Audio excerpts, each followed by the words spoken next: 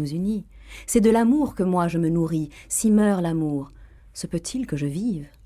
Mon être tout entier est façonné d'amour. Néant soit mon destin s'il n'est pas fait d'amour. Que tous les cœurs vides sur l'heure, que les chagrins les emportent dans un déluge.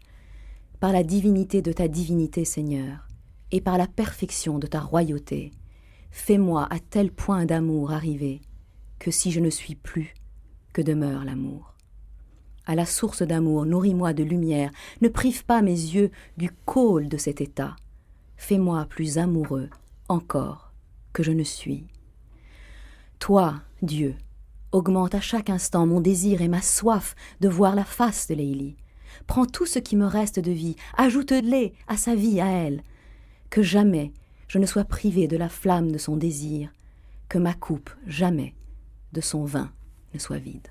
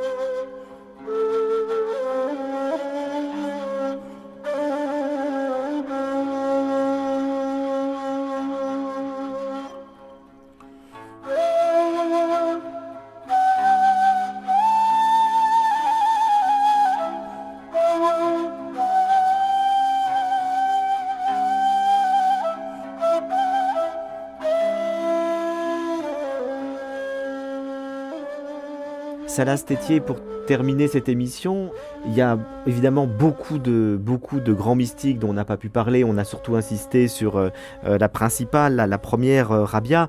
Vous vouliez, je crois, terminer par un mot sur Rumi. Oui, je voudrais citer un quatrain de Djalaluddin Rumi, qui est né 5 siècles après Rabia, qui est un immense poète persan. Et ce quatrain me paraît résumer pratiquement tout ce que nous avons dit. Du néant est partie notre caravane porteuse d'amour. Le vin de l'union illumine éternellement notre nuit. De ce vin que n'interdit pas la religion d'amour, nos lèvres seront humectées jusqu'à l'aube du néant. Eh ben merci Salas Tétier pour ce très beau poème de Rumi.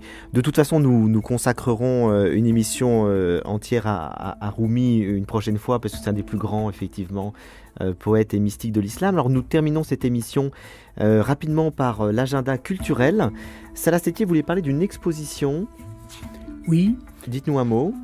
Eh bien, il y a actuellement l'exposition, on peut dire, d'un génie qui est proposé au Musée d'art moderne de la ville de Paris. Oui, tout à fait. Jean-Michel Basquiat. C'est de Basquiat. Basquiat qui peint, qui est un Haïtien au départ, et qui est un fils de la rue, qui est un fils de la pauvreté, qui peint d'abord sous forme de tag sur les murs. Il est à New York, et puis petit à petit ces tags sont remarqués, et il est plus ou moins pris en main par des marchands de peinture qui lui donnent de quoi peindre d'une manière plus classique, mais il est totalement génial, et le classicisme n'est rien pour lui. Il continue de peindre à sa manière, mais sur des toiles immenses, et on peut dire que Basquiat et pour la peinture, à la fois par la force de son talent et par sa précocité, ce qu'aura été pour la poésie française Arthur Rimbaud à la fin du XIXe siècle. Alors je rappelle, donc Jean-Michel Basquiat a une rétrospective magistrale au Musée d'Art Moderne de la ville de Paris. Et moi je voulais citer également le numéro de notre partenaire Le Monde des Religions consacré justement à Abraham. Vous avez évoqué plusieurs fois les liens entre les chrétiens, les musulmans et on pourrait ajouter les juifs qui se reconnaissent tous dans ce patriarche Abraham. Donc la figure d'Abraham, le père des trois monothéismes. Un dossier du Monde des Religions qui s'intéresse à la fois évidemment à ce qui est dit dans la Bible sur Abraham, sa quête, ses épreuves, le sacrifice de son fils et son héritage dans les différentes traditions et cultures. Et puis la question, a-t-il vraiment existé, qui est une question d'historien qui est aussi passionnante. Donc je renvoie à ce numéro qui vient de sortir de janvier-février du Monde des Religions. Salas Tétier, vraiment c'était un grand plaisir de parler avec vous. Je renvoie à vos ouvrages En un lieu de brûlure qui résume vos œuvres et puis évidemment la magnifique biographie que vous avez consacrée à Rabia de feu et de larmes chez Fata Morgana. Bonsoir, merci beaucoup. Merci beaucoup.